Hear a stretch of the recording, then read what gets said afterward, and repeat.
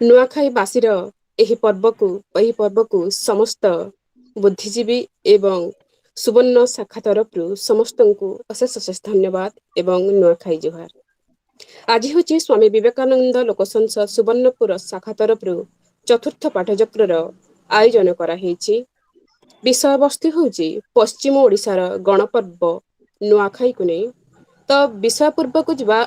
ପ୍ରାରମ୍ଭରୁ ମୁଁ ଅନୁରୋଧ କରୁଛି ଲିପ୍ସା ମହାରଣାଙ୍କୁ ସେ ଆଜିର ପ୍ରାରମ୍ଭିକ ସଙ୍ଗୀତ ଗାନ କରିବେ।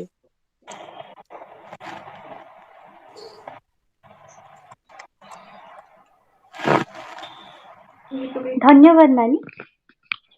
ସମସ୍ତଙ୍କୁ ମୋ ନମସ୍କାର, ନୂଆଖାଇ ଜୁହାର।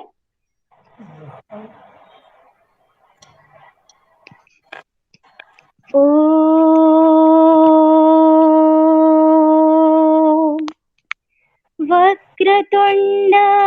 महाकाय सूर्यकोटि सम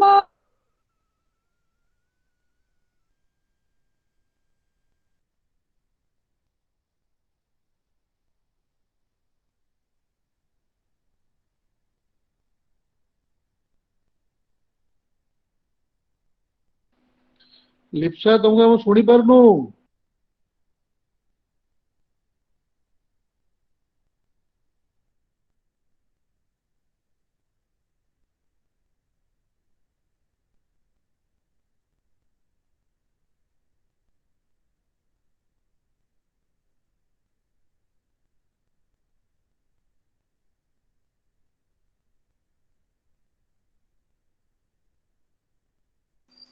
लिप्सा तुम भय शुभुनी।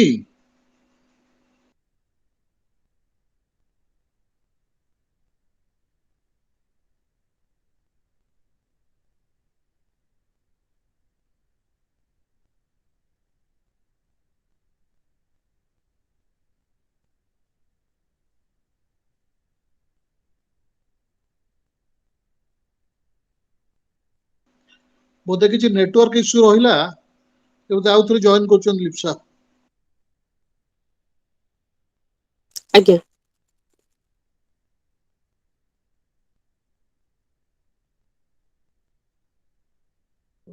क्षमा करिवे, नेटवर्क इश्यू ପାଇଁ କଟିଗଲା। ମୋ ଭଏସ ଟା ଆସୁଛି ସମସ୍ତଙ୍କୁ? हाँ शुभुजी शुभुजी। आज्ञा। नुआ बरस नुआ चूरा खाए बोलो छे परा परा। नुआ बरस नुआ चूरा खाए बोलो छे परा परा। खुशी मने शुभ लगने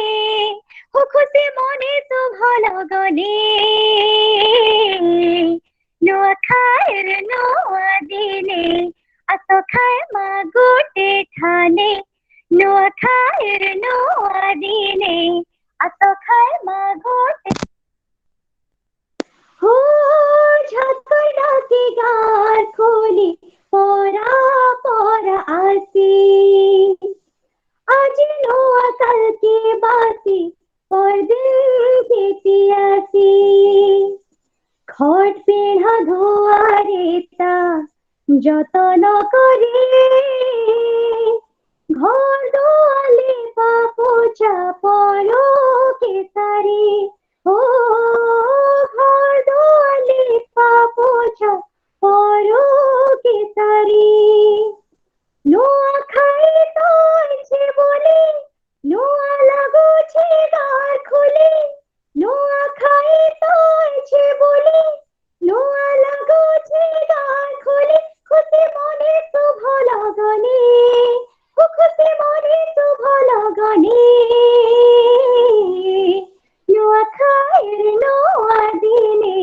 আস খায় মা গোটে ঠানে। নুয়া খাইর নুয়া দিনে আস খায় মা গোটে ঠানে। हो जाते भाई करला केते नुआ नुआ फल। कुड़ा बाहर करे छेरे धरे नंगल हल। पला मरा करे छंदे गार पराजा।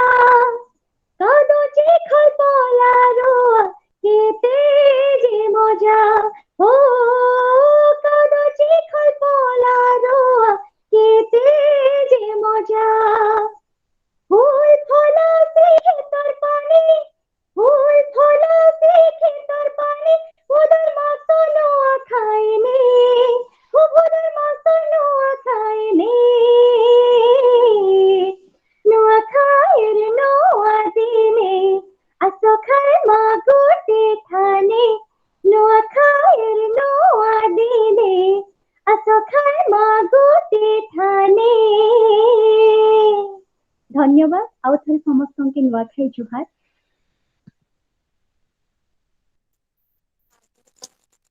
ବହୁତ ବହୁତ ଧନ୍ୟବାଦ ଲିପ୍ସା। ଏହି ନୂଆଖାଇ ପର୍ବକୁ ଆହୁରି ରୋମାଞ୍ଚିତ କରିଦେଲ ନିଜର ସୁଲଳିତ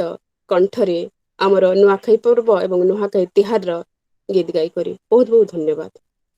ବର୍ତ୍ତମାନ ମୁଁ ସୀମାଞ୍ଚଳ ସାର୍ ମହୋଦୟଙ୍କୁ ଅନୁରୋଧ କରୁଛି ସେ ଆଜିର ବିବେକ ପାଠ କରିବେ। ଧନ୍ୟବାଦ ଲିପ୍ସା। ଆଜିର ବିବେକ ବାଣୀ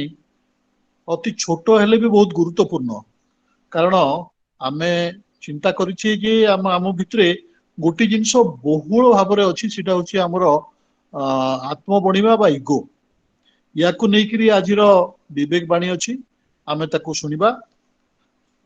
ପ୍ରତ୍ୟେକ କର୍ମକୁ ତିନିଟା ଅବସ୍ଥା ଭିତରେ ଦେଇ ଯିବାକୁ ହୁଏ: ଉପହାସ, ବିରୋଧ ଓ ପରିଶେଷରେ ଗ୍ରହଣ। ସ୍ୱାମୀ ବିବେକାନନ୍ଦ। ଧନ୍ୟବାଦ।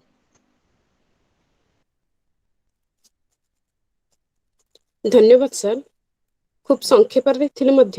ବିବେକ ବାଣୀଟି ଖୁବ୍ ସମସ୍ତଙ୍କ ପାଇଁ ଆଦର୍ଶର ମୂଳ ବିଷୟ ହେବ। ବର୍ତ୍ତମାନ ଆମେ ବିଷୟ ସମ୍ପର୍କକୁ ଯିବା। ଆଜିର ବିଷୟ ହେଉଛି ପଶ୍ଚିମ ଓଡ଼ିଶାର ଗଣପର୍ବ ନୂଆଖାଇ। ଏହି ଆଲୋଚନାର ପରିସରରେ ଆଜି ଯାହାକୁ ଆମେ ସଭାପତି ଭାବରେ ପାଇଛୁ ସେ ହେଉଛନ୍ତି ମା ମାଣିକେଶ୍ୱରୀ ମହାବିଦ୍ୟାଳୟର ଅଧ୍ୟକ୍ଷ ଶ୍ରୀଯୁକ୍ତ ସତ୍ୟନାରାୟଣ ମୁଞ୍ଚିନା ମହୋଦୟ। ଅନୁରୋଧ କରୁଛି ସେ ଏହି ବିଷୟ ଏବଂ ଆଜିର ଆଲୋଚକ ଯିଏ ରହିଛନ୍ତି ସତ୍ୟନାରାୟଣ ମହାପାତ୍ର ମହୋଦୟଙ୍କ ବିଷୟରେ ବିଷୟ ପ୍ରଦାନ କରିବେ ଏବଂ ତାଙ୍କ ବିଷୟରେ କହିକି ଆଜିର ବିଷୟକୁ ଆଗକୁ ନେବେ। ସମସ୍ତଙ୍କୁ ସାରସ୍ୱତ ପ୍ରଣାମ। ଆଜି ନିଶ୍ଚିତ ଭାବରେ ପଶ୍ଚିମ ଓଡ଼ିଶା ପାଇଁ ଏକ ମହତ୍ୱପୂର୍ଣ୍ଣ ଦିବସ। ଆଜି ଦିବସରେ ଆଜି ସାରା ବିଶ୍ୱରେ ଏହି ଉତ୍ସବର ମହକକୁ ଉପଲବ୍ଧି କରି ତାର ମହିମାନ୍ବିତ ଭାବଧାରାକୁ ସମସ୍ତଙ୍କର ସମ୍ମୁଖରେ ଉପସ୍ଥାପିତ କରୁଛି। ଏଥିରେ କିଭଳି ଭାବରେ ବସୁଧୈବ କୁଟୁମ୍ବକମ୍ର ସେଇ ବାର୍ତ୍ତା ପ୍ରତ୍ୟେକଙ୍କ ପ୍ରାଣକୁ ସ୍ପର୍ଶ କରିଛି। ମୁଁ ନମନ କରିବି ଏହି ବିଷୟକୁ ଆଜି ଏଠାରେ ଉପସ୍ଥାପିତ କରିଥିବା ପଶ୍ଚିମାଞ୍ଚଳର ସମ୍ପାଦକ ମାନନୀୟ ପ୍ରଫେସର ସୀମାଞ୍ଚଳ ମିଶ୍ର ମହୋଦୟଙ୍କୁ ଏବଂ ଆଜିର ବକ୍ତା ବିଶିଷ୍ଟ ପ୍ରାବନ୍ଧିକ, ବିଶିଷ୍ଟ ସାମ୍ବାଦିକ, ଓଡ଼ିଶା ସାହିତ୍ୟ ଏକାଡେମୀ ସଦସ୍ୟ ଶ୍ରୀଯୁକ୍ତ ସତ୍ୟନାରାୟଣ ମହାପାତ୍ର ମହୋଦୟଙ୍କୁ ମଧ୍ୟ ମୁଁ ନିଶ୍ଚିତ ଭାବରେ ଆଜିର ଆଲୋଚନା ସଭାରେ ପ୍ରଣାମ କରୁଛି ଏବଂ ସମସ୍ତ ଜ୍ଞାନୀ ଗୁଣୀ ସୁଧୀବୃନ୍ଦଙ୍କୁ ମୁଁ ମୋର ଅନ୍ତରର ଗଭୀରତମ ପ୍ରଦେଶରୁ ନିଶ୍ଚିତ ଭାବରେ ନମସ୍କାର ଜଣାଉଛି। ଆଜିର ଯେଉଁ ବିଷୟଟି ରହିଛି ତାହା ହେଉଛି ନୂଆଖାଇର ବିଷୟ ଏବଂ ଯେଉଁ ମାଟିରୁ এই বিষয়କୁ ଆଲୋଚନା କରାଯାଉଛି সেই ମାଟି ହେଉଛି ସୁବର୍ଣ୍ଣପୁରର ମାଟି, ଯାହାର ଐତିହ୍ୟ, ସଂସ୍କୃତି, ପରମ୍ପରା, ଯାହାର ଅଷ୍ଟଶମ୍ଭୁ, ଅଷ୍ଟବୟଲ, ଅଷ୍ଟ ମହାବୀର ଏବଂ ଅଷ୍ଟଚଣ୍ଡୀଙ୍କର ଉପାସନାର ସ୍ଥଳୀ ସୁବର୍ଣ୍ଣପୁରର ମାଟି ଏବଂ ଯେଉଁଠିକୁ ଧୈନ ଧୈନରେ ସୁବର୍ଣ୍ଣପୁରର ବୀର ପୁରୁଷ ରଜା ମହାରାଜା ଇମାଏଟ୍ର ଗୁଣ, ଧୈନ ଧୈନରେ এই ସୁବର୍ଣ୍ଣପୁରର ଗୁଡ଼ି ଗମ୍ଭୀରା ଇମାଏଟ୍ର ଗୁଣ ଗାର୍ମା। এই ମାଟି ହେଉଛି ପବିତ୍ର ମାଟି। 144 ବର୍ଷ ଧରି ଯେଉଁ ମାଟିରେ ପ୍ରଭୁ ଶ୍ରୀ ଜଗନ୍ନାଥଙ୍କର ପାତାଳି ହେଇଥିଲା, এই ମାଟି ହେଉଛି ସେଇ ମାଟି ଯାହାର ମଲ୍ଲି ଫୁଲ, ମଠା, ପାଟଶାଢ଼ୀ, ଗୁଡ଼ି ଗମ୍ଭୀରା, କୁଶଲୀ ଡଙ୍ଗା ଏବଂ এই ମାଟି ହେଉଛି ସେଇ ମାଟି ଯାହାର ପ୍ରତ୍ୟେକଟି କଳା, ସଂସ୍କୃତି, ପରମ୍ପରା ସବୁବେଳେ ସମଗ୍ର ଓଡ଼ିଶାକୁ ଏକ ନୂତନତ୍ୱର ଭାବ ସବୁବେଳେ ସମ୍ବେଦନ ଏବଂ ସମ୍ପାଦନ କରି ଆସିଛି। ବାବା ସୁବର୍ଣ୍ଣମେରୁ, ବାବା ରାମେଶ୍ୱର, ବାବା ଭୁବଳେଶ୍ୱର, ସୁମନାଥ, ଲୋକନାଥ, ବାଲୁଙ୍କେଶ୍ୱର, ସିଦ୍ଧେଶ୍ୱର, ରୁଦ୍ରନାଥ ଏଇଭଳି ଅଷ୍ଟଶମ୍ଭୁଙ୍କର କ୍ଷେତ୍ର ହେଉଛି ସୁବର୍ଣ୍ଣପୁର। ଗୋପାଳଜୀଉ, ଦେବାର୍ଚ୍ଚନ ଗୋପାଳଜୀଉ, ଜଗନ୍ନାଥ, ନୃସିଂହ, ଦଧିବାମନ, ରାମଜୀ, ଗୋପୀନାଥ ଓ ବୃନ୍ଦାବନ ବିହାରୀଙ୍କର ପବିତ୍ର ଅଷ୍ଟବିଷ୍ଣୁ ପୀଠ ହେଉଛି ସୁବର୍ଣ୍ଣପୁର। ଏହାକୁ ବାରାଣାସୀ ସହିତ ମଧ୍ୟ କୁହାଯାଏ। ଏ ହେଉଛି ଅଷ୍ଟଚଣ୍ଡୀର ମାଟି, ମା ସୁରେଶ୍ୱରୀ, ମା ଦଶମତୀ, ମା ଭଗବତୀ, ମା ସମଲେଇ, ଖମସିରି, ମା ବିମଳାକ୍ଷୀ, ମା ନାରାୟଣୀ, ମା ରାମଚଣ୍ଡୀ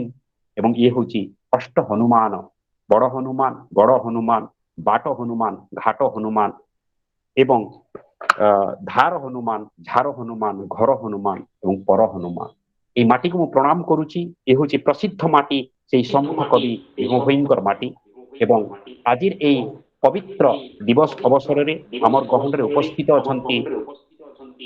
ଓଡ଼ିଶା ସାହିତ୍ୟ ଏକାଡେମୀର କଳାହାଣ୍ଡି ସଦସ୍ୟ ଶ୍ରୀଯୁକ୍ତ ସତ୍ୟନାରାୟଣ ମହାପାତ୍ର ମହୋଦୟ। ସେ ଆମମାନଙ୍କୁ ନୂଆଖାଇ ଅବସରରେ ତାଙ୍କର ବକ୍ତବ୍ୟ ଉପସ୍ଥାପିତ କରିବେ। ନୂଆଖାଇ ହେଉଛି ଏଭଳି ଏକ ପର୍ବ ଯାହାକୁ କାଳିଦାସ ତାଙ୍କର ବର୍ଣ୍ଣନାରେ ଶକୁନ୍ତଳା ଲଗାଇଥିବା ଫୁଲ ଗଛରେ ଯେଉଁଦିନ ପ୍ରଥମ ଫୁଲ ଫୁଟେ,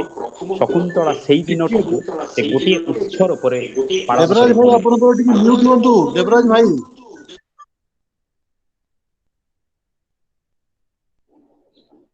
ପାଳନ କରିଥାନ୍ତି। ସେଇ ପର୍ବ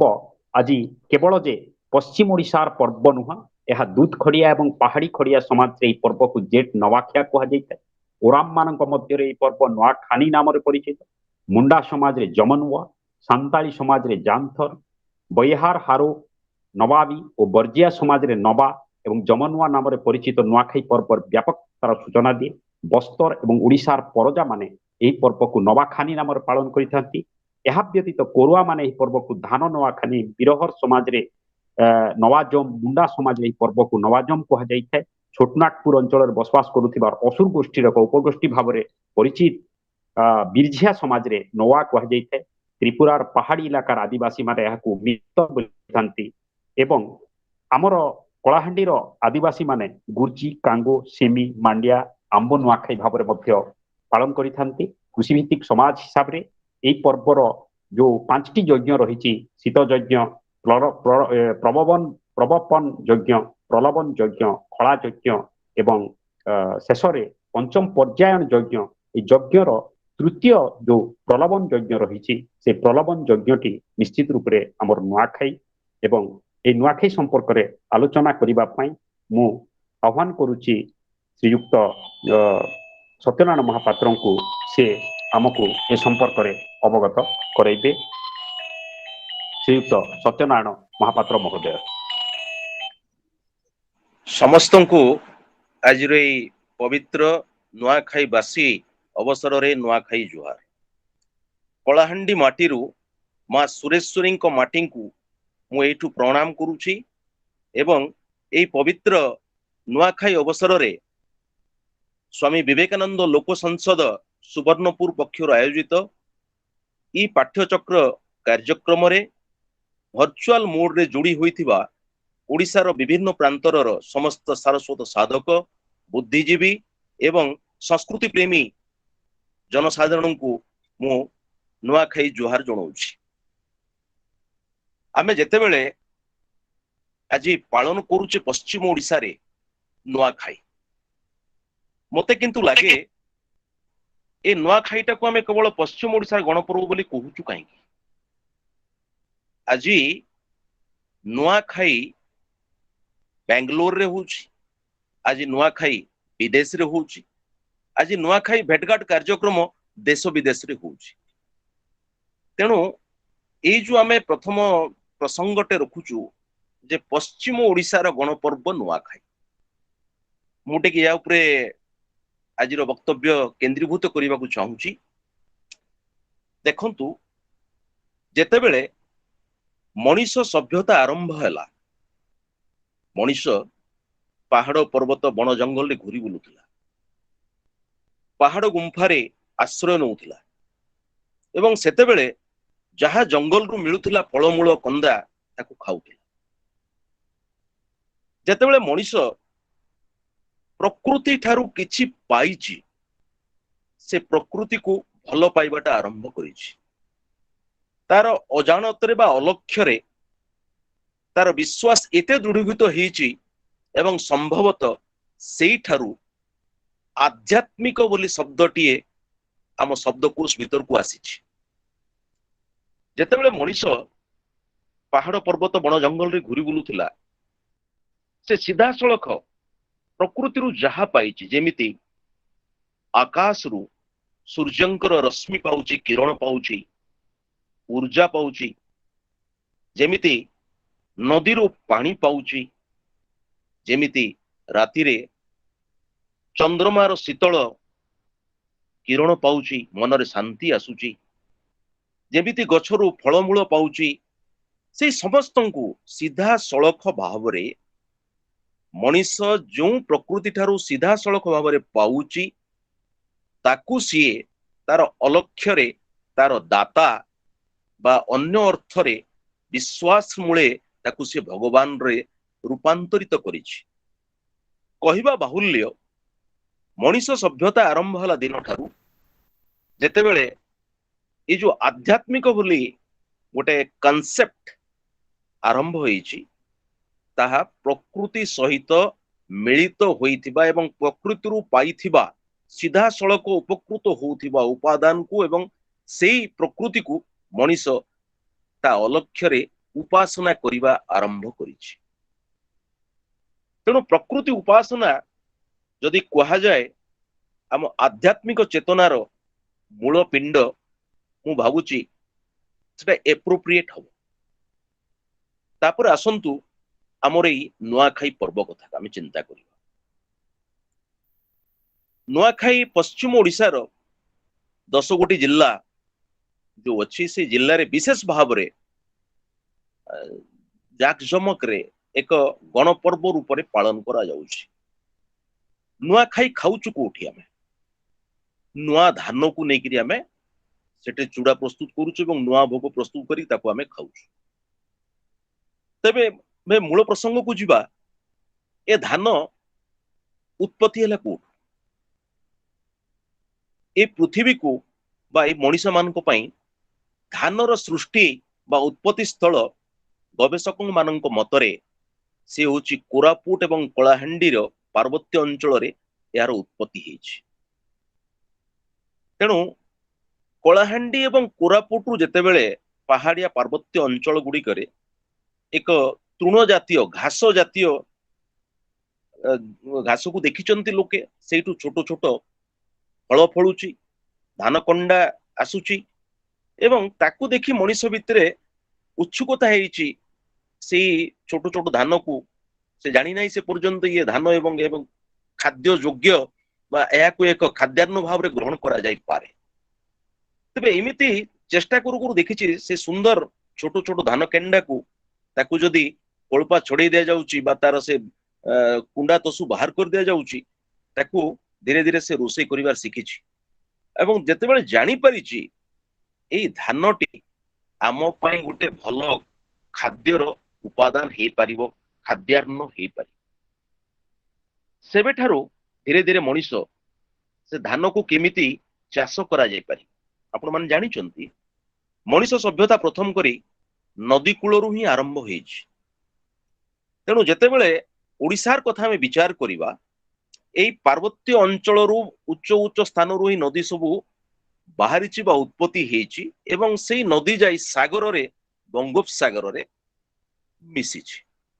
ତେଣୁ ସଭ୍ୟତା ମଧ୍ୟ ଠିକ ସେମିତି ପାର୍ବତ୍ୟ ଅଞ୍ଚଳର ସଭ୍ୟତା କ୍ରମଶଃ ଉପକୂଳ ସମତଳ ଉପକୂଳ ଅଞ୍ଚଳକୁ ଯାଇ ସମୁଦ୍ର ପର୍ଯ୍ୟନ୍ତ ପହଞ୍ଚିଛି। ତେଣୁ ଏଇ ଯୋଉ ଧାନ ଚାଷର ଅୟମାରମ୍ଭ ମଧ୍ୟ ହେଇଛି ସେଇ ପାର୍ବତ୍ୟ ଅଞ୍ଚଳରେ। ବିଶେଷ କରି ଆମ ପଶ୍ଚିମ ଓଡିଶାରେ ସମ୍ଭବତଃ ସେଇ ସମୟରେ ବିଶେଷ ଭାବରେ ଧାନ ଚାଷର ପ୍ରକ୍ରିୟା ଆରମ୍ଭ ହେଇଛି ଏବଂ ଯେହେତୁ ଆମ ଅଞ୍ଚଳର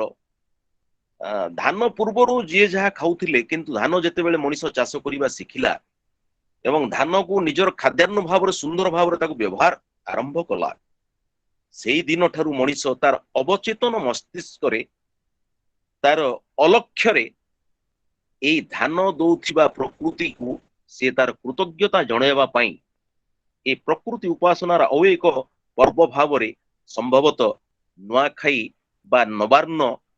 ପାଳନ କରିବା ଆରମ୍ଭ କରିଛି। ତେବେ କେବେ ଏବଂ କିପରି ଭାବରେ କୋଉ ସମୟରେ ଧାନକୁ ମଣିଷ ନିଜର ଖାଦ୍ୟାନ୍ନ ଭାବରେ ଗ୍ରହଣ କରିଛି ତାହା ଗବେଷଣା ସାପେକ୍ଷ। ତେବେ ଯାହା ଗବେଷଣା ଉପଲବ୍ଧ ହେଇଛି ଯେ ଆଜକୁ ପ୍ରାୟ 10,000 ବର୍ଷ ହେଲା ଧାନ ଉତ୍ପତ୍ତି ହେଇଛି।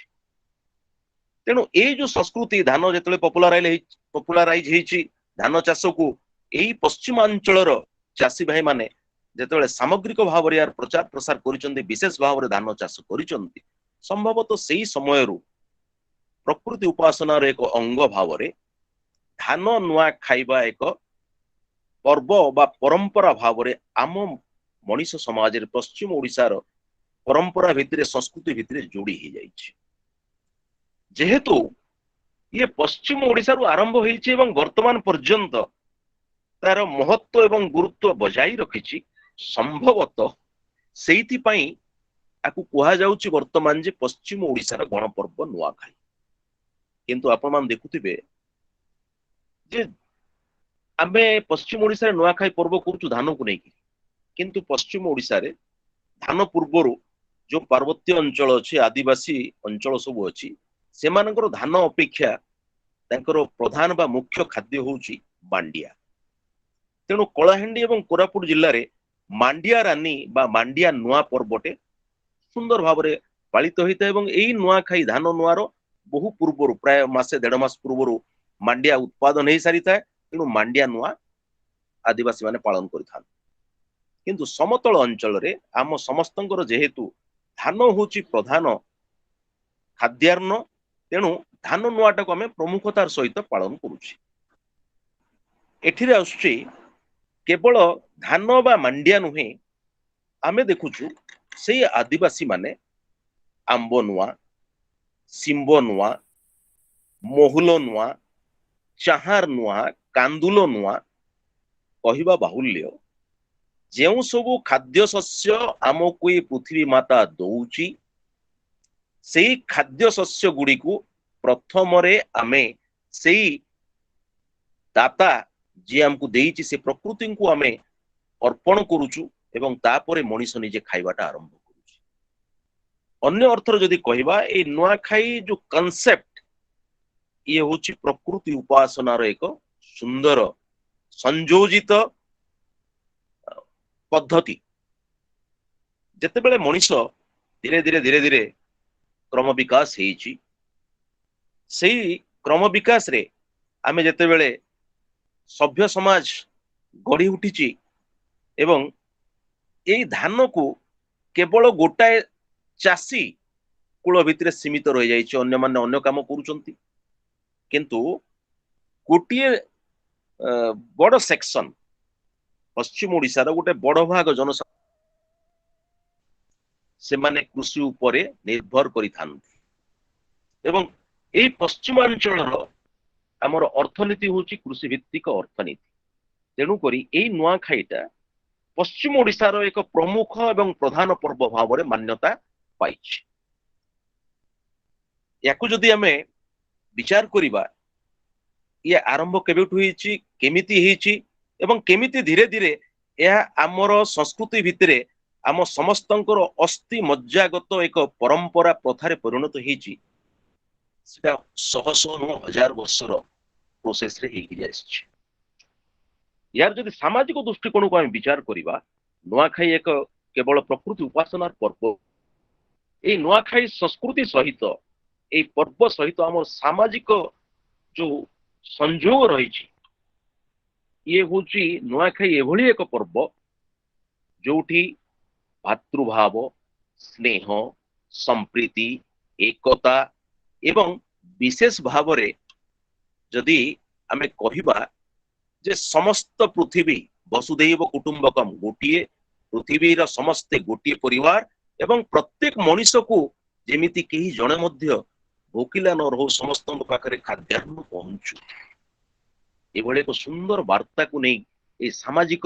ବାର୍ତ୍ତାକୁ ନେଇ ତିଆରି ହେଇଯାଇଛି ଏତେ ସୁନ୍ଦର ସଂସ୍କୃତି, ଏତେ ସୁନ୍ଦର ପରମ୍ପରା ପଶ୍ଚିମ ଓଡିଶାର ଗଣପର୍ବ ନୂଆଖାଇ। ଆପଣ ମାନେ ଦେଖୁଥିବେ ନୂଆ କାହିଁକି ହେଇଛି ଆଉ ଖାଇ କାହିଁକି? दीटा शब्द को लेकिन नुआ खाई नुआ हूँ नूतन बा नवीन खाई हूँ खाइबा बा भक्षण करिबा नुआ नुआ खाई साधारणतः भाद्रव मासरे हुए तार कारण हूँ भाद्रव मास बेलू छोट प्रजातिर धान जहाँ आमर कलाहांडी रे छेटका धान बोली कहती छोट कम दिन भितर से धान उत्पादन होता है तेणु यही धान प्रथम छोट धान उत्पादन हो जाए यही भाद्रव मास भाद्रव मास बेलू ही ये नुआखाई पालन कर तात्पर्य महत्व हूँ यह जे आमर जो नुआ प्रथम करी उत्पादन होउथिबा उत्पादित होउथिबा एई नुआ धान को प्रथमे सेई दाता बा जहा को आमे शक्ति कहूचु जहा को आमे भगवान कहूचु जहा को आमे आध्यात्मिक चिंतन भितरे आमे भगवान रो रूप देइचु सेई दाता बा भगवान को आमे अर्पण करिबा जदि विलंब करि दिया जाए ताहेले आमर जो आवश्यक अछि खाद्य शस्य आमर तो दरकार अच्छे धान निहाती ताकू कुटेबा तापर पुणी चाउल करिबा समाज रे आज भी एभली अनेक लोक अछंती जो माने धान काटी सारला पर निजे कुटिकिरी ताकू व्यवहार आरंभ कर तेणु केही खाइबा पूर्वरु प्रथम उत्पादित धान को आमे सेई प्रकृति जी हमको दान देइचंती जो वसुमाता हमको दान देइचंती जो धरित्री हमको सेई धान बा खाद्यान्न दौचंती उत्पन्न करई दैचंती तांको आमे प्रथमे अर्पण करिबा एवं तापरे समस्त सर्वसाधारण को पई खाइबार रास्ता खोलिबा तेणु करी प्रतिवर्ष ए भाद्रव मासरे शुक्ल पक्षरे नुआखाई आरंभ होइथाय आपण देखिथिबे कृषि भित्तिक पर्व बहुत अछि हम ओडिसा रे बा पश्चिम ओडिसा रे आमे देखुछु विशेष करी पश्चिम ओडिसा रे कृषि भित्तिक पर्व भितरे बिहन छिना अक्षय तृतीया कादो परब पुष्पुनी खला छड़ा चोरो एभली अनेक कृषि भित्तिक पर्व अछि एभली कि ठीक ए नुआखाई पूर्वरु नुआखाई पर्वटा आमे गणपर्व पालन करिवा पूर्वरु रोग बहुलेणी पर्व बा रोग बहुलेन पर्वटी पालन करूछु रोग बहुलेन अर्थ कोन नुआ को जीवा पूर्वरु जहा सब पुराना अछि बा चाष कार्य कला बेलू जो कादुआ माटी हेकरी आमे विभिन्न प्रकार गाई गोरु सहित मनीष भी सेई कादुआ माटी भितर जो काम करिछि तार किछि संक्रमण हेबार संभावना रहिछि बा कीट दंशन हेछि सेई सब को दूरेबा पई गोटे पर्व सुंदर पर्वटी अछि रोग बहुलाणी ता कहंती बा रोग बहुलेन यार अर्थ समस्त प्रकार रोग को आमे दूरेबा पई मध्य प्रकृति को उपासना करूछि रोग बहुलेन परे परे आसे नुआ नुआ धान बाहरिबा पूर्वरु नुआ खाई पाई तार प्रस्तुति पर्व आरंभ हो जाए 15 दिन पूर्व 15 दिन पूर्व कौन हुए ना नुआ खाई निमंते निज घर को लिपा पोछा करिबा सुंदर झोटी देबा एवं नुआ खाई दिन समस्त नूतन वस्त्र व्यवस्था करिबा अवश्य वर्तमान रही अर्थाभाव जो अच्छी से समय रे ये जो नुआ वस्त्र समस्ते पिंधिवाटा आज तारीख रे समस्त सक्षम हो पारु नांती समस्ते तथापि आमे देखुछु जे पश्चिम ओडिसा रे नुआ खाई बेलू को प्रायतः धार करज करिकिरी मध्य लोके नुआ वस्त्र आणुछ नुआ शब्द आसिला एतिपई जे नुआ धानटी बाहरिबो एवं से नुआ को आमे समस्ते एका सांगरे परिवार रे समस्ते मिसी बड़रू छोट समस्ते एका सांगरे एकाठी बसी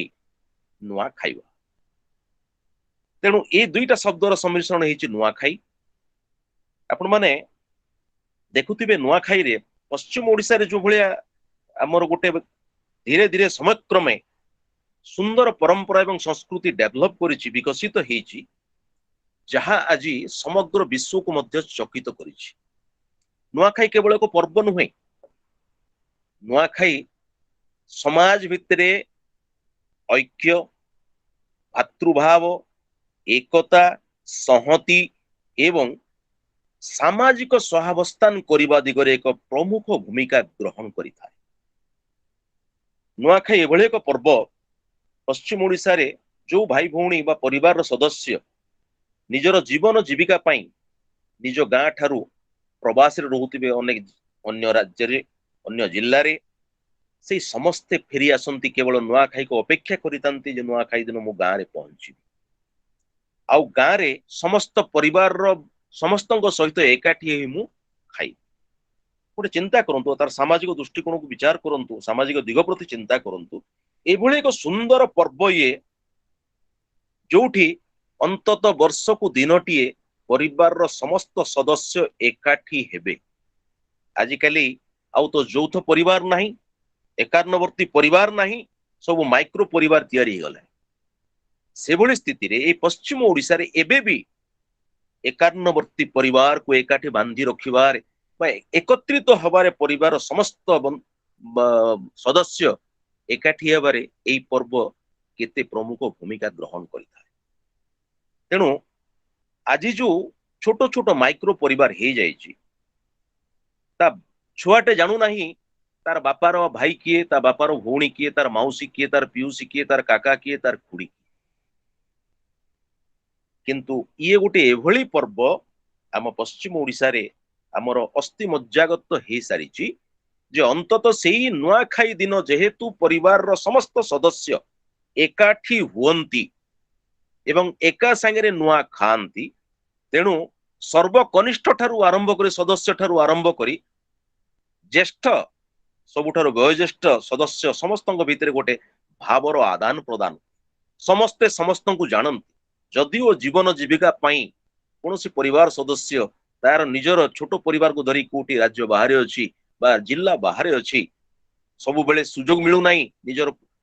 बापा जेजेमा काका खुड़ी दादा आई मामू माई ए समस्तଙ୍କୁ भेटिबा पाई किंतु एभली एक परिवेश तैयारी होछि नुआखाई पर्व रे जोठी परिवार रो समस्ते समस्तଙ୍କୁ जानी पारुछन निज भितरे भातृभाव संहति आ एकता रक्षा ही पारुछि आउरी आकु नुआखाई कहबार आउ गोटे तात्पर्य होउछि सामाजिक दृष्टिकोण को विचार करंतु नुआखाई केवल नुआ धान ताकु चूड़ा कुटे निज देवादेवी को अर्पण करी बा स्थानीय देवादेवी को अर्पण करी निज घरे निजर इष्टदेवी को पूजा करी निजर पूर्व पुरुषों को किछि अर्पण करी सारला पर एकाठी खाइबार एक पर्व ए नुआखाई पर्व भितरे जो आमर संस्कृति और परंपरा एते सुंदर भाव में संयोजित हेछि जे एठी नुआखाई सारिबा परे नुआखाई जुहार बा नुआखाई भेटघाट कार्यक्रम होछि यार एक द्वितीय सामाजिक अंग एठा देखंतु नुआ शब्द को मु एठी एथि पई पुनी थरे आणुछि प्रसंग क्रमे जे आपण गां भितरे वर्ष जाक कोनोसी समस्या को नहीं कोनोसी इश्यूज को नहीं कोनोसी प्रसंग को नहीं जदिबा किछि मनोमालिन्य हेछि जदिबा किछि हिंसा द्वेष बा किछि झगड़ा झाटी हेछि किंतु एई सब पुराना जिंस को चैप्टर क्लोज बा सेई दिन बंद करी नुआ खाई सारिबा परे प्रत्येक परिवार रो सदस्य गां सारा बुली निज ठारू वयोज्येष्ठ माननकु नुआ खाई जुहार करी बुलंती वयोज्येष्ठ मानकर पाद छुईकरी मुंडिया मारंती तांको ठारू आशीर्वाद भिक्षा करंती सेई समय रे जदिओ अतीत रे वर्ष जाक भितरे कोनोसी गाँ रो दी तीनटा परिवार भितरे कोनोसी मनोमालिन्य हिताय कोनोसी प्रसंग को नेइकरी किंतु सेई दिन से सबु जाक राग रोष हिंसा द्वेष भूली जाई निजे निजको समस्ते समस्तंकर गलाग्रत करंती समस्ते समस्तंकु वयस्क माननकु नमस्कार करंती जुहार करंती पाद छुई मुंडिया मारंती अर्थात पुराना जिंस सबु चैप्टर क्लोज अकाउंट क्लोज वर्तमान नुआ आज ठारू पुणी थरे आमर नुआ चिंता करिबा पुणी वर्षक पई नूतन स्वप्न देखिबा पुराना जिते राग रोष हिंसा द्वेष सब भूली जाई पुणी थरे नूतन भाव रे सामाजिक सहावस्थान रे समस्ते मिलिमिशि रहिबा खाली एतिके नुहे आज भी पश्चिम ओडिसा रो ग्रामांचल गुडी करे काहेकि सहरांचल रे मध्य देखिबा को मिले एठिरे जातिगत भेद न थाए नुआखाई एभली एक पर्व आपणक गाँ रो बा आपणक सहर रो जे कोनोसी जातिर भेद थांतु ना काहेकि आपण ठारो बयस रे बड़ माने आपण जाई तांको नुआखाई जुहार करूछन नुआखाई भेटघाट करूछन ତେଣୁ ଏଇ ଯୋଉ ଭାଇଚାରା ଗୋଟେ ସାମାଜିକ ସହାବସ୍ଥାନ ପାଇଁ ଏକ ସୁନ୍ଦର ପରିବେଶଟିଏ ସୃଷ୍ଟି କରିବା ଏଇ ଯୋଉ ପର୍ବଟି ହେଇଛି ଏଇଥିପାଇଁ ଏଇଥିପାଇଁ ଆଜି ଏଇ ନୂଆଖାଇ ପଶ୍ଚିମ ଓଡିଶା ଗଣପର୍ବ ସମଗ୍ର ବିଶ୍ୱକୁ ପ୍ରସାରିତ ହେଉଛି ଏବଂ ସେଇ ବାର୍ତ୍ତା ଦେଇଛି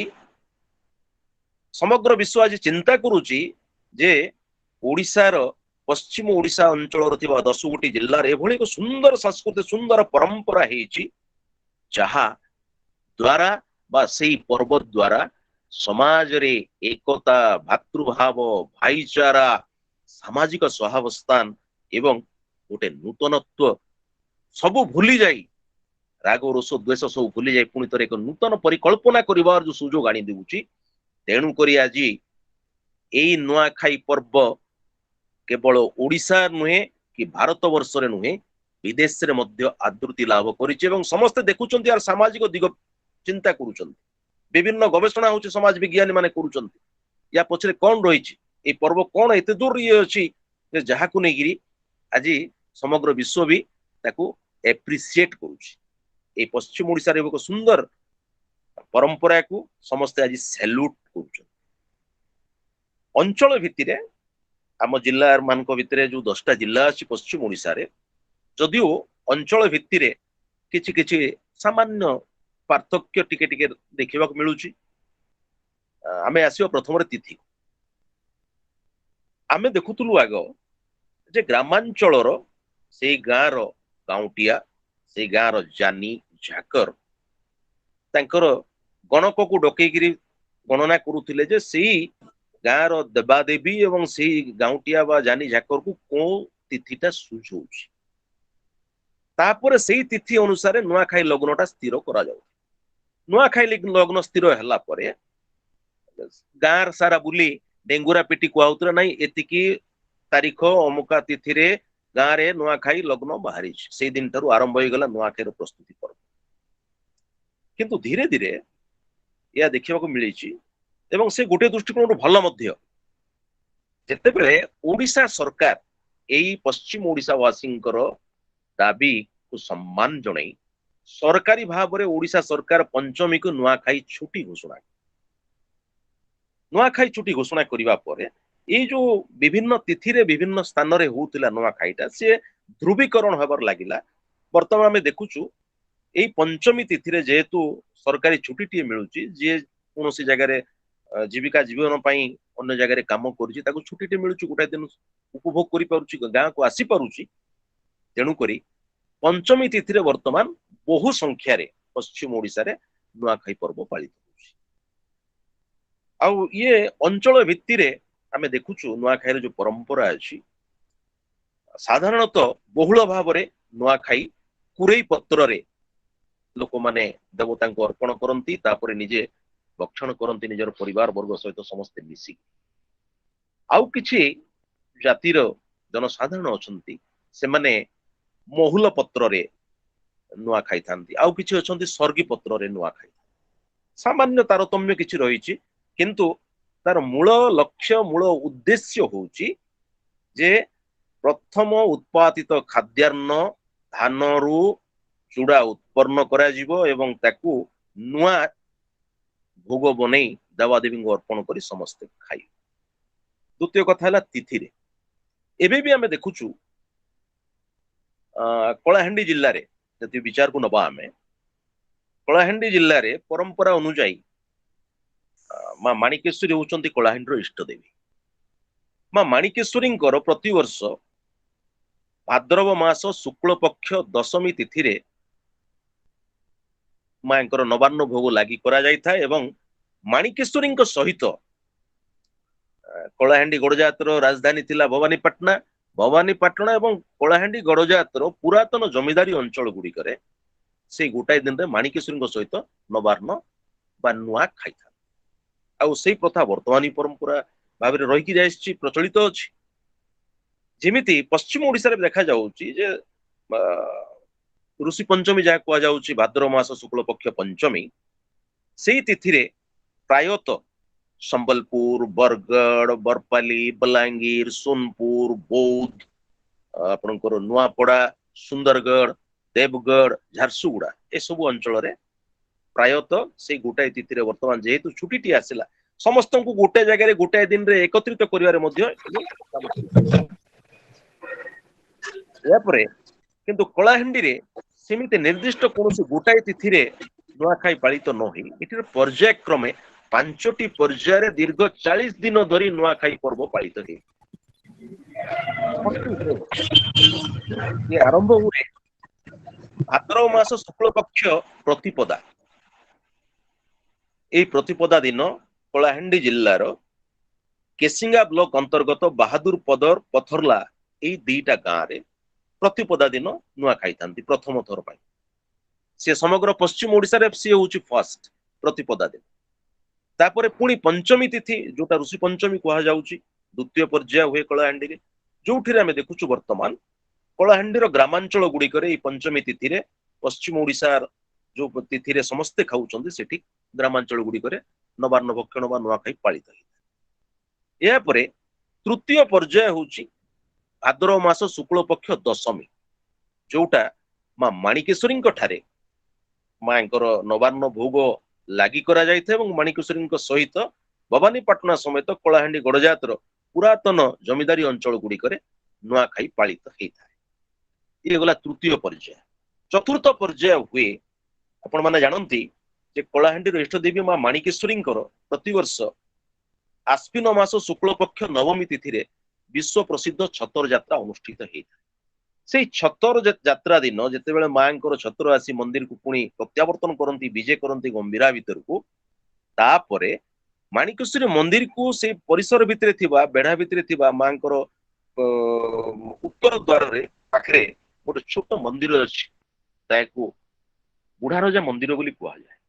ବୁଢା ରଜା ଅର୍ଥାତ୍ ସେ ହଉଛନ୍ତି ମହାକାଳ ଭୈରବ ଏବଂ ମାଣିକେଶ୍ୱର ହଉଛନ୍ତି ମହାକାଳୀ। ଭୈରବ ଏବଂ ଭୈରବୀ ଉଭୟଙ୍କର ଉପାସନା ହୁଏ କଳାହାଣ୍ଡି ଜିଲ୍ଲାରେ। ସେଇ ବୁଢା ରଜା ମନ୍ଦିରରେ ନବମୀ ଦିନ ଆଶ୍ୱିନ ମାସ ଶୁକ୍ଳ ପକ୍ଷ ନବମୀ ଦିନ ନୂଆଖାଇ ଭୋଗ ବା ନବାନ୍ନ ଭୋଗ ଲାଗି କରାଯାଇଥାଏ ଏବଂ ତାପରେ କଳାହାଣ୍ଡିର ରାଜ ପରିବାର ସେଇ ଆଶ୍ୱିନ ମାସ ଶୁକ୍ଳ ପକ୍ଷ ନବମୀ ତିଥିରେ ନବାନ୍ନ ଭକ୍ଷଣ କରିଥାନ୍ତି। ଇଏ ଗଲା ଚତୁର୍ଥ ପର୍ଯ୍ୟାୟ। ଶେଷ ବିଜୟା ଦଶମୀ ଦିନ ଶେଷ ଏବଂ ପଞ୍ଚମ ତଥା ଶେଷ ପର୍ଯ୍ୟାୟ ନୂଆଖାଇ କଳାହାଣ୍ଡିରେ ପାଳିତ ହୋଇଥାଏ ବିଜୟା ଦଶମୀ। ଯେମିତି ଏଇ ଯୋଉ ତିନିଟା ପର୍ଯ୍ୟାୟ ଗଲା ଜନସାଧାରଣଙ୍କ ପାଇଁ, ଯଦି କୌଣସି କାରଣବଶତଃ ଧରି ନିଆଯାଇଥାଉ ନିର୍ଦ୍ଧାରିତ ତିଥି ବା ଲଗ୍ନରେ ସେଇ ପରିବାରରେ କିଏ ଭାବରେ ଜନ୍ମ ହେଲେ ବା କିଏ ମୃତ୍ୟୁବରଣ କଲେ, କୌଣସି ପ୍ରକାର ଅସୁସ୍ଥ ହେଇଗଲେ ତାହେଲେ ସେଇ ଦିନ ନୂଆ ନଥାନ୍ତି। ତେଣୁ ଯୋଉମାନେ ସେଇ ସବୁ କାରଣ ଯୋଗୁଁ ନୂଆ ଖାଇ ପାରିନଥାନ୍ତି ତିଥି ହଉଛି ବିଜୟା। ଅଲ୍ ଗୋଟେ ବିଜୟା ଦଶମୀ ଦିନ ନୂଆ ଖାଇଥାନ୍ତି। ତ ଇଏ ପର୍ଯ୍ୟାୟକ୍ରମେ କଳାହାଣ୍ଡିରେ ବିଭିନ୍ନ ପର୍ଯ୍ୟାୟରେ 5ଟା ପର୍ଯ୍ୟାୟରେ ଦୀର୍ଘ 40 ଦିନ ଧରିକି ନୂଆଖାଇ ପର୍ବ ପାଳିତ ହଉଛି। କିନ୍ତୁ ନୂଆଖାଇକୁ ଯେତେବେଳେ ଆମେ ଦେଖିବା, ନୂଆଖାଇ ସହିତ ଆମର ଲୋକ ସଂସ୍କୃତି ଏବଂ ଲୋକ ନୃତ୍ୟ ଲୋକ ସଙ୍ଗୀତ ମଧ୍ୟ ଅଙ୍ଗାଙ୍ଗୀ ଭାବରେ ଜଡିତ ରହିଛି। ନୂଆ ଖାଇଲେ ନୂଆଖାଇର ପ୍ରଥମ ପର୍ବ ହେଲା ନୂଆ ଦେବାଦେବୀଙ୍କୁ ଅର୍ପଣ କରି ନିଜ ପରିବାରରେ ଘର ଭିତରେ ଇଷ୍ଟ ଦେବୀଙ୍କୁ ଅର୍ପଣ କରି ସମସ୍ତେ ଏକାଠି ଖାଇବେ, ଇଏ ପ୍ରଥମ ପର୍ବ। ଦ୍ୱିତୀୟ ପର୍ବ ହେଲା ନୂଆଖାଇ ଜୁହାର କରି ବୋଲି ଏବଂ ତାପରେ ତୃତୀୟ ପର୍ବଟି ହଉଛି ନୂଆଖାଇ ଭେଟଘାଟ। ନୂଆଖାଇ ଭେଟଘାଟ ଏତେ ସୁନ୍ଦର ସାମାଜିକ ସହାବସ୍ଥାନ କରିବାରେ ସେ ସହଯୋଗ କରିଥାଏ। ଗୋଟେ ଗାଁ ଭିତରେ ଗ୍ରାମ୍ୟ ପରିବେଶକୁ ଗୋଟେ ସୁନ୍ଦର ପରିବେଶରେ ତିଆରି କରିଥାଏ ନୂଆଖାଇ ଭେଟଘାଟ କାର୍ଯ୍ୟକ୍ରମରେ। ଏବଂ ଏଇ ନୂଆଖାଇ ଭେଟଘାଟରେ ଯେଉଁ ଅଞ୍ଚଳର ଯେଉଁ ଲୋକ ନୃତ୍ୟ ବା ଲୋକ ସଙ୍ଗୀତ ବିଶେଷ ଭାବରେ ପ୍ରଚଳିତ ଅଛି ତାର ସବୁ ପ୍ରଦର୍ଶନ ହେଇଥାଏ, ତାର ପ୍ରତିଯୋଗିତା ହେଇଥାଏ। ଠିକ ଯେମିତି କଳାହାଣ୍ଡିରେ ନୂଆ ଘୁମୁରା ବାଜିବାଟା ଏକ ପରମ୍ପରା ରହିଛି ଏବଂ କଳାହାଣ୍ଡିରେ କୁହାଯାଏ ନୂଆଖାଇରୁ ଦଶରା ଘୁମୁରୁ ଥିସି ଘୁମୁରା। ଯେମିତି ନୂଆଖାଇ ଦିନ ନୂଆଖାଇ ସାରିବା ପରେ ଘୁମୁରା କଳାକାର ମାନେ ଘୁମୁରା ବାଦ୍ୟ ବଜେଇ ଗାଁ ପରିକ୍ରମା କରନ୍ତି, ମାଣିକେଶ୍ୱରୀ ମନ୍ଦିର ଦର୍ଶନ କରନ୍ତି, ନିଜ ନିଜ ଗାଁର जो देवादेवी अछि ताଙ୍କ पाखु दर्शन करते एवं तांकु मध्य लोक माने सुंदर रे टिप्स बा उपहार देतांते से घुमुरा कलाकार माने संस्कृतिर प्रचार एवं प्रसार जो लोक नृत्य अछि लोक संगीत अछि याकु मध्य उज्जीवित रखबारे ए नुआ खाईर एक प्रमुख भूमिका रहिछि मोटामोटी भाବରେ जो कुहाଯାଉଛି जे ये केवल पश्चिम ओडिशार गणपर्व ये केवल पश्चिम ओडिशा रेदर एहाकू समग्र विश्व एभଳି पर्व सेମାନଙ୍କ ଅଞ୍ଚଳରେ କାହିଁକି ହେଇ ନାହିଁ ଆଉ ଯୋଉ ମାଟିରେ ଏଭଳି ସୁନ୍ଦର ପର୍ବର ଗୋଟେ ସୁନ୍ଦର ପରମ୍ପରା ହେଇଛି ଗଣପର୍ବ ଭାବରେ ଲୋକ ଆନନ୍ଦର ସହିତ ପାଳନ କରୁଛନ୍ତି ତେଣୁ ସେଇ ବିଦେଶରୁ ମଧ୍ୟ ଏଇ ପଶ୍ଚିମ ଓଡିଶା ମାଟିକୁ ଲୋକ ନମନ କରୁଛନ୍ତି ଏବଂ ସାଲ୍ୟୁଟ କରୁଛନ୍ତି ସେଭଳି ଏକ ମାଟିରେ ମୁଁ ଆଜି ଏଇଠୁ କଳାହାଣ୍ଡିର ମା ମାଣିକେଶ୍ୱରୀଙ୍କ ପୀଠରୁ ଆପଣମାନଙ୍କୁ सोनपुर माँ सुरेश्वरी को प्रणाम जनाऊँची संबलपुर माँ समलेई को प्रणाम करुची बलांगीर माँ पाटणेश्वरी को प्रणाम करुची एवं समग्र देवादेवी जो माने आम समस्तंकर इष्ट जो मान बा जो मान को अर्पण करिवार जो परंपरा कहीं को आवाहमान कालरू मनीष आरंभ करिची एवं आज पर्यंत सी बलवत्तर रही से देवादेवी आशीर्वाद भिक्षा करुची एवं आज पवित्र अवसर रे आपण मानक सहित किछि विचार व्यक्त करिवार जो सुजोग मते देइचंती आपण माने ई पाठ्यचक्र माध्यम रे तेणु मु एई अवसर रे स्वामी विवेकानंद लोक संसद सुवर्णपुर समस्त कर्मकर्ता एवं विशेष करी आज एई जो ई पाठ्यचक्र रे मो सहित ओडिशार विभिन्न प्रांतरू जोड़ी होइथिबा सारस्वत साधक गवेषक संस्कृति प्रेमी जनसाधारण को मु बहुत बहुत नमस्कार जनाऊँची एवं पुनर्बार नुआखाई जुहार जणई आपन गठारू विदाय नउची नुआखाई जुहार।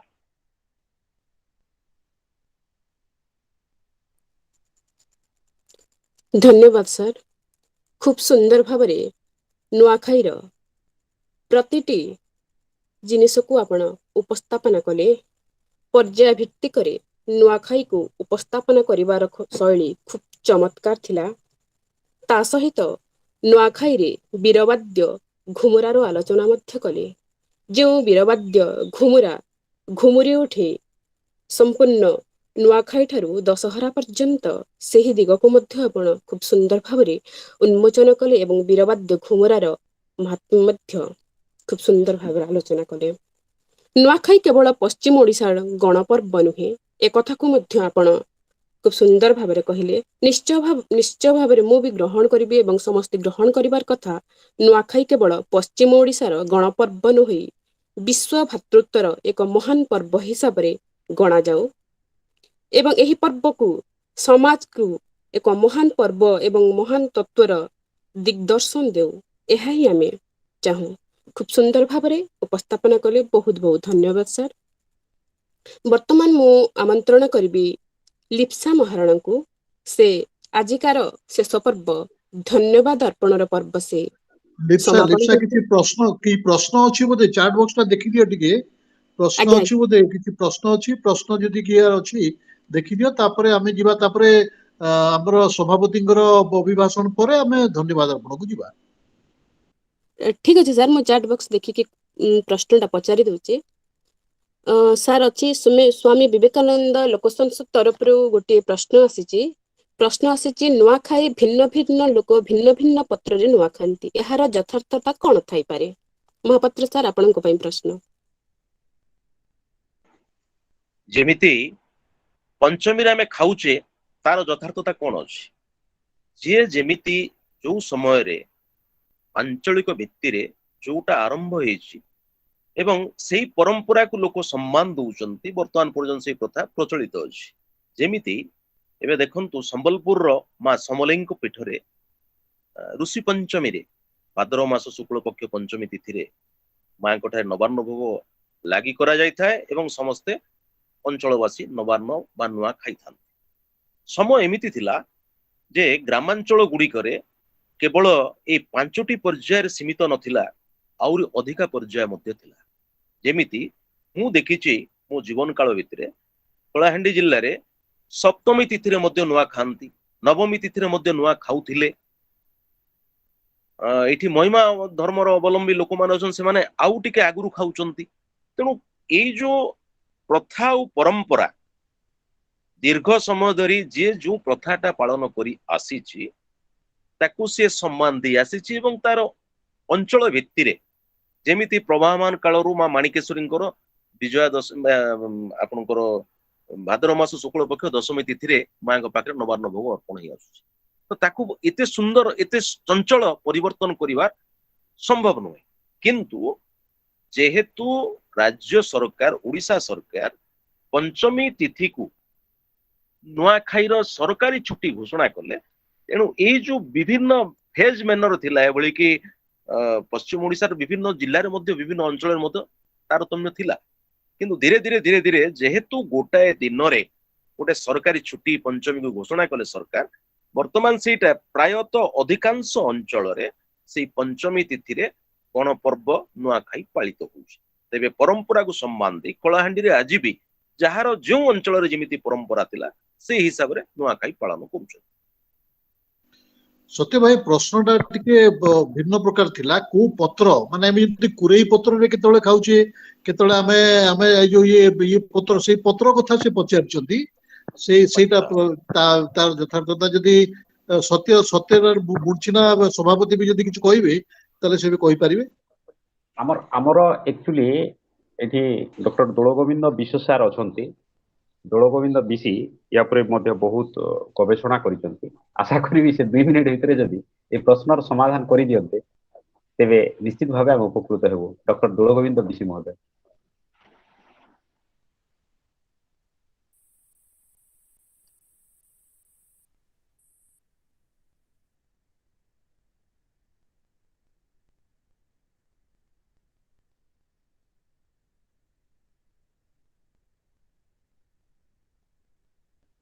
नुआखाई उपरे डॉक्टर दोलगोविंद विशिंकर बहुत गवेषणा रही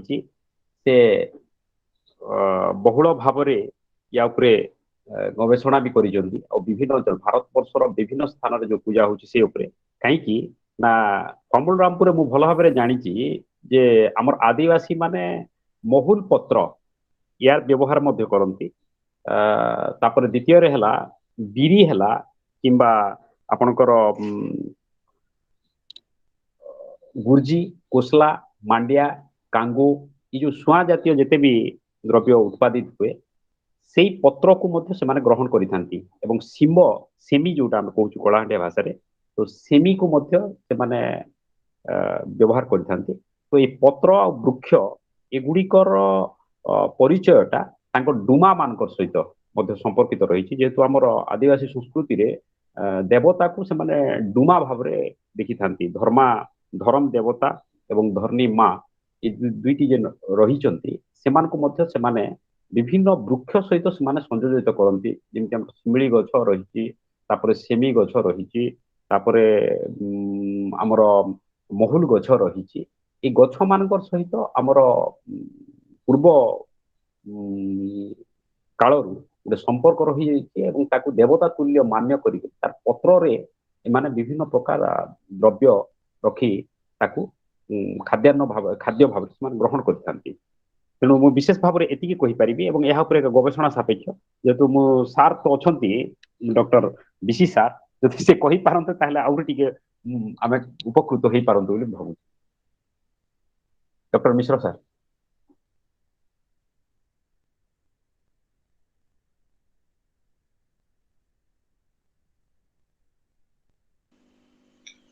ठीक अछि कार्यक्रम को आगे बा आज्ञा ଆଉ ଏକ ପ୍ରଶ୍ନ ଅଛି ସୀମାଞ୍ଚଳ ସାର୍ ପଚାରିଛନ୍ତି ବଗାଡ in Kalahandi celebrate Nuakhai first ବଗାଡ ଇନ୍ କଲାହାଣ୍ଡି ସେଟା କହି ସାରିଛନ୍ତି କହି ସତ୍ୟ କହି ସାରିଛନ୍ତି ସେଟା ବାହାଦୁରଗଡ଼ ପଥରଲା ଆଉ ଗୋଟେ ଗାଁ ହଉଛି ଆମର କେସିଆ ପାଖର ପାକ୍ସିପଡା ये तीन टारे जगह रे प्रथमे नुआखाई होता है और जदि यार पूर्व आम चिंता करिया बेले फामुल रामपुर बड़ छत्रंग तापरे मालीगाँ ओड्री ए अंचल प्रथमे नुआखाई हो जाए तार पूर्व होता है केसिंगा कलाहांडी जिल्लार केसिंगा ब्लॉक पथरला एवं बहादुरपद एई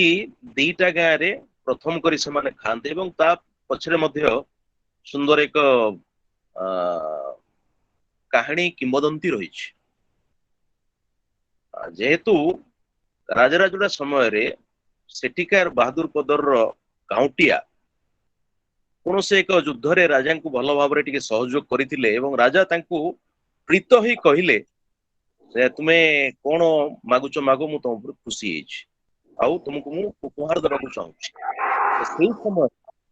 से राजा तत्कालिक राजा को मागिथिले बहादुर पदर पत्थर लागी लागी दीटा पड़ा दीटा गाँ जे नाइ हमको महापात्र आज्ञा टिके संकेत कर दियंतु हमर 8टा हे जिवो तापर हम एजा करिया हाँ ठीक ठीक मु सारी दोछि केवल गोटे लाइन रे तेणु राजा तांको कहिथिले से तले मागिले जे नाइ आमे को प्रथम करी नुआ खाइबार अधिकार दिया जाऊ राजा तांको कहिले तेणु करी सेही परंपरा एबे भी अछि पत्थरला रे प्रथम नुआ खाई आरंभ होछि धन्यवाद क्वेश्चन सर अछि कि लिखा ଆଉ ଗୋଟେ sir, ପ୍ରଶ୍ନ ଅଛି ଲିପ୍ସା ଆଉ ଆମର ଆଉ ଗୋଟେ ଗୋଟେ ପ୍ରଶ୍ନ ସ୍ୱର୍ଣ୍ଣମୟୀ ଅଛି ସେଟା ପୁରୋହିତ ମ୍ୟାଡାମ ନିଆଯାଉ ପଚାରିଛନ୍ତି ସାର୍ ଠିକ ଅଛି ହଁ ସାର୍ ହଁ ଠିକ ସେଟା ଅଛି ସେଟା ପଚାରିଦିଅ ସ୍ୱର୍ଣ୍ଣମୟୀ ପୁରୋହିତ ମ୍ୟାଡାମ ପଚାରିଛନ୍ତି ନୂଆଖାଇରେ କେବଳ ଇଷ୍ଟ ଦେବୀଙ୍କୁ ହିଁ ନବାନ୍ନ ଉତ୍ସର୍ଗ କରିବାର ବିଧି ରହିଛି କି ଅନ୍ୟ ଦେବାଦେବୀଙ୍କୁ ଉତ୍ସର୍ଗ କରିବାକୁ ନେଇ କିଛି ଅଲଗା ତଥ୍ୟ ରହିଛି କି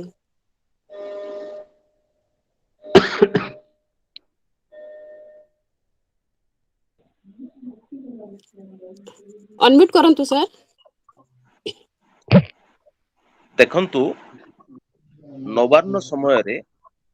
प्रथमतः निज अंचल रे जेमती धरि निया जाऊ एबे संबलपुर रो इष्ट देवी मां समलेई समस्तंकर विश्वास अछि मां समलेई को पाखु जानती मां को पाखरु नवान्न भोग मिले बा सेठु संग्रह करी आनंती ठीक जेमिति आम कलाहांडी इष्ट देवी एबे भी नुआ खाई दिन राजा घर सब नुआ चूड़ा एवं गुड़ जनसाधारण पई जोगे दै थांती लोक माने आसंती मां को मंदिर रु सेही नुआ धान चूड़ा संग्रह करी नियंती ये तो गला स्थानीय अंचल देवादेवी को प्रथम पूजा अर्चना करागला नुआ भोग नवान्न भोग लगी करागला परे जेतेबेले आसीबा आमे घर को निज घरे प्रत्येक मनीषर प्रत्येक परिवार निजर इष्ट देवी अछंती निज इष्ट देवी को अर्पण करूछु तापरे जदि आमे अन्य अथर देखिबा जे एई जो माणवसा गुरुवार लक्ष्मी को आमे पूजा करूचे धान को अर्पण करूचे तेणु खाद्यान्न को सेठरे जे अन्य देवादेवी को अर्पण करा जाए नहीं सेमती नुहे घर मानकर जो देवादेवी अछंती से समस्त इष्ट देवादेवी माननकु जेति केतिबे तांकु से पूजा अर्चना करंती एवं तापरे परिवार वर्ग समस्त मिसिकरी खाआंती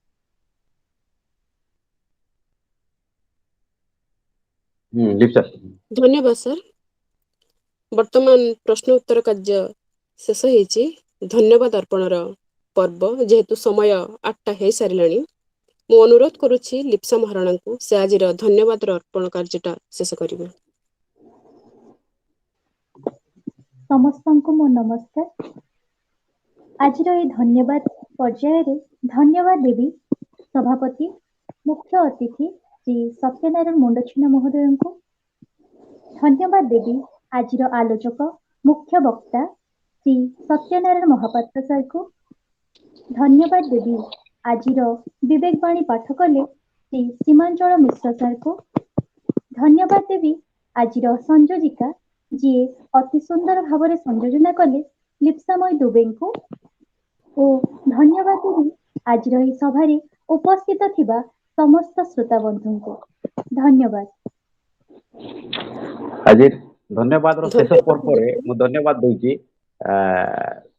सुललित कंठस्वर रे आमको विमोहित करिथिबा लिप्सा महाराणा महोदय को एवं सुवर्णपुर जिला शाखा को मध्य धन्यवाद ज्ञापन करूँ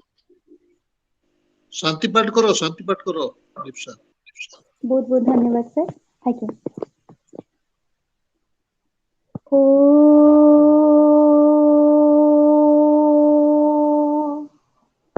सर्वे भवन्तु सुखिनः, सर्वे सन्तु निरामया, सर्वे भद्राणि पश्यन्तु, मा कश्चित् दुःखभाग् भवेत्।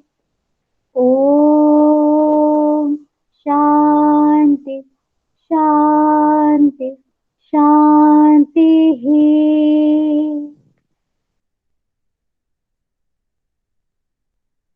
ଧନ୍ୟବାଦ ଲିପ୍ ସାର୍। ବର୍ତ୍ତମାନ ସଭାପତି ମହୋଦୟଙ୍କୁ ଅନୁରୋଧ କରୁଛି ସଭା ସଂଘ ଘୋଷଣା କରିବା। ସୁବର୍ଣ୍ଣପୁର ସ୍ୱାମୀ ବିବେକାନନ୍ଦ ଲୋକ ସଂସଦ ଦ୍ୱାରା ଆୟୋଜିତ ଏହି କାର୍ଯ୍ୟକ୍ରମକୁ ଏଇଠି ସମାପନ ଘୋଷଣା କରାଗଲା। ନମସ୍କାର, ପ୍ରଣାମ।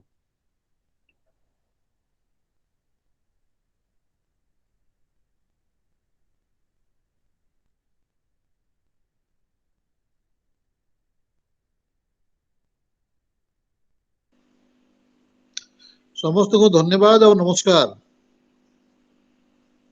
ନମସ୍କାର ସାର୍। ସମସ୍ତଙ୍କୁ ନୂଆଖାଇ ଜୁହାର।